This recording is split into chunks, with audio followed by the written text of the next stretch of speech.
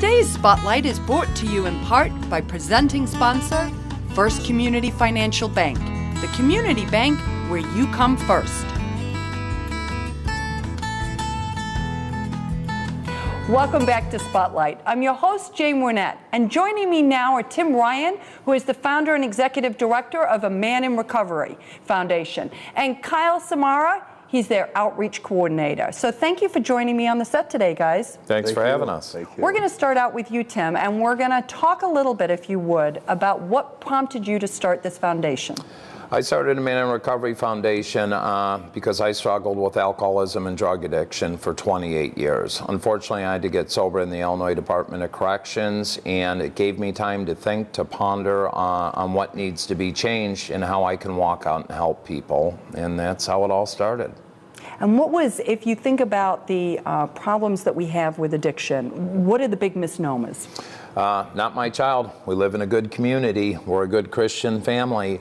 Addiction has no barriers or boundaries. Doesn't matter race, creed, color, height, weight, financial income. Kids make a bad choice, adults make a bad choice, and unfortunately unlead a monster. Kyle, how did your addiction begin?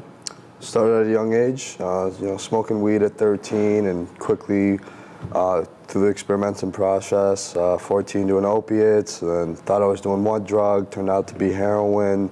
So 15 to 18, I was a full-blown heroin addict.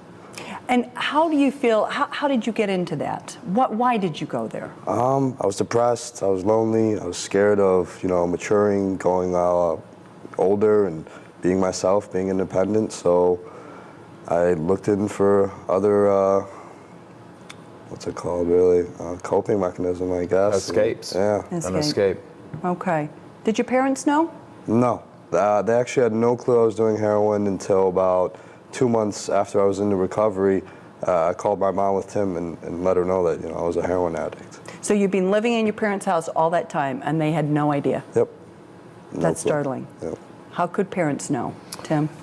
There's a lot of signs parents need to look, like Kyle said, kids isolating, changing of weight habits, changing of friends, their demeanor, their appearance, money disappearing.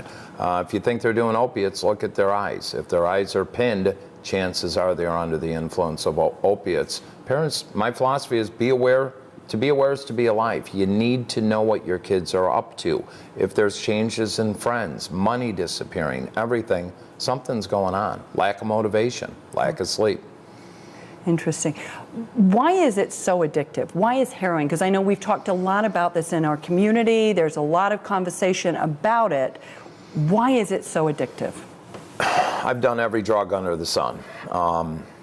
First time I did heroin, I was hooked. It just has a power. I don't glamorize heroin addiction.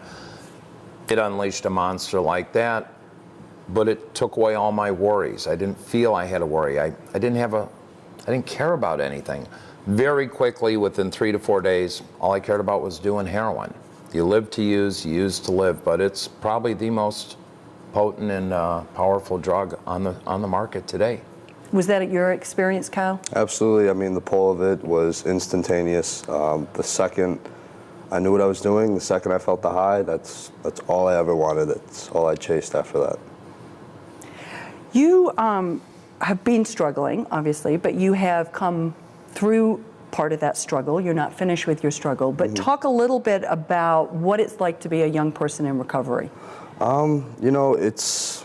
It's truly a blessing being where I am at right now because at a young age, I really had to change every single aspect of my life and really relearn everything I thought I once knew and reapply it in different ways in certain measures to really make sure I'm instilling a balanced and just a healthy life in general in order to, keep myself healthy for a successful life, really. I mean, being young and in recovery is a 100% doable process. I mean, being old and being in recovery is a 100% doable process. It doesn't matter what age you are, it matters how determined you are to really become on the other side of your disease, really. And I think that's an important point that you made. You talk about it as a disease, and I know, Tim, you talk a lot about that. Yeah, you know, but that's something I fought for years. I thought it had to do with willpower, or maybe I could just drink and maybe I'll drink less. But once I grasped that, I understood it. And, you know, I didn't get sober till I was 44 years old in prison. Kyle got sober at 18, and what people need to understand, he's 19, I'm 47. Kid's one of my best friends. Why? Because we're bound by this thing called recovery and the disease of addiction, and we have a common bond. But it's all about choices. You choose to get in and live a life for recovery, or you choose to go out and use again. Unfortunately, when you're using heroin, you got three choices. You get into recovery, you die, or you end up in the prison system. That's it. Only one good choice. Get into recovery. Yes. Talk about how you guys met. Well, I met Tim during my 6th time in treatment. You know, one of the counselors recommended me going to Tim's group. I said, you know, why not? I actually drove there about 30 minutes prior to it starting. I smoked a whole pack of cigarettes in my car. I was super nervous and anxious. I didn't think this would be any different, and just a whole slew of thoughts racing through my mind. And when I went inside, it was like every answer I was looking for, every question I had was answered within, you know, an hour, and it truly gave me a better understanding of what to truly grasp in recovery and how to better myself. So, I mean, that was about 10 months ago. So here we are Here today. you are. Here we are today. Here you are. Yeah. What do you think, Tim, makes Man in Recovery different? First and foremost, we're 100% volunteer driven.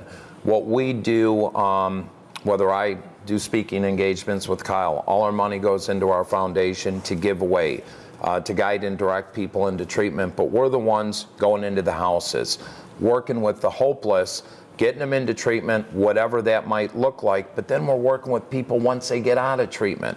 We run support groups for the families and the person struggling.